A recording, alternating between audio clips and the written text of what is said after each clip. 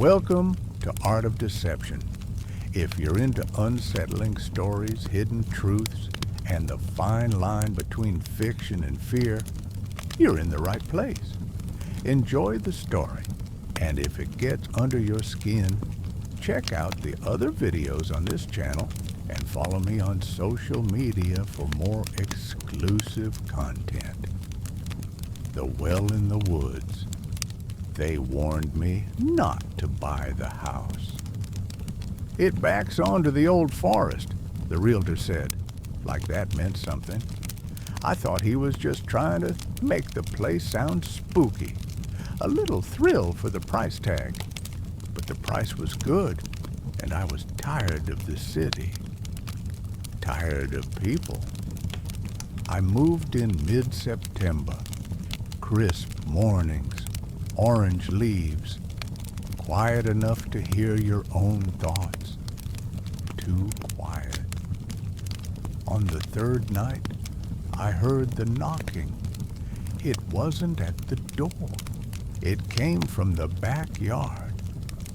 A slow, deliberate tapping, like someone knocking on wood from underneath.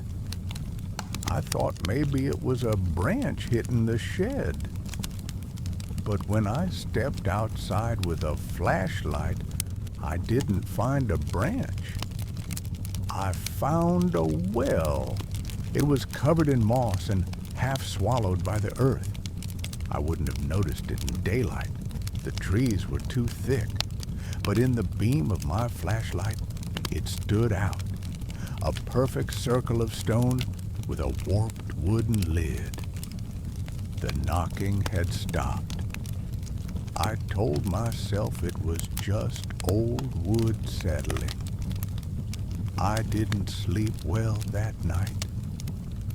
The next day, I walked out with gloves and a crowbar. Curiosity overruled caution. The lid lifted with a sickening groan. Cold air spilled from the dark. I expected the smell of water, but there was nothing. No damp, no rot. Just a hole, deep, black. And then the knocking started again. From below, I dropped the lid. Didn't go near it for a week. But it didn't leave me alone. Every night at 3:17 a.m., the sound returned. 3 knocks, always 3. Always from beneath. I filled the well with stones, cement, soil. I poured salt around the edges, burned sage, hung iron nails in every window. It kept knocking.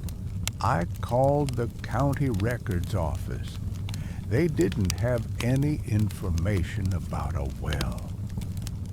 The woman on the phone paused when I gave my address.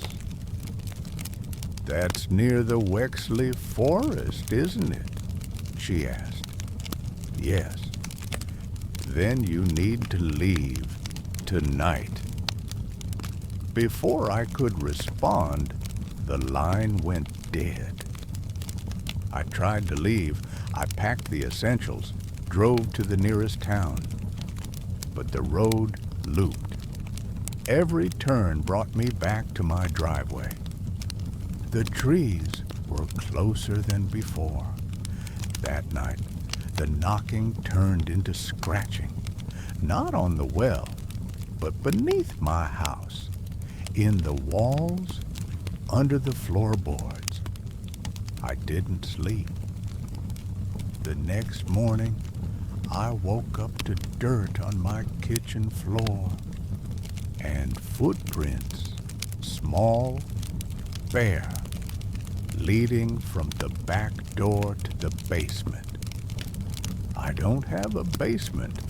I pried up the floorboards.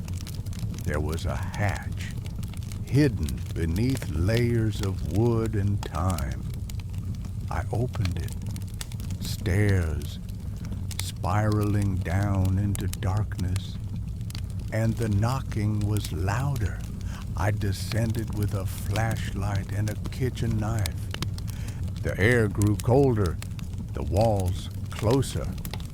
At the bottom, I found a tunnel, stone-lined, carved with markings I didn't recognize. The knocking was ahead of me now, rhythmic, measured, like a heartbeat.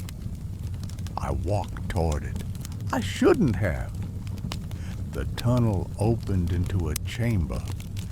At its center was a second well, this one deeper, older, covered in etchings that shimmered even in the dim light.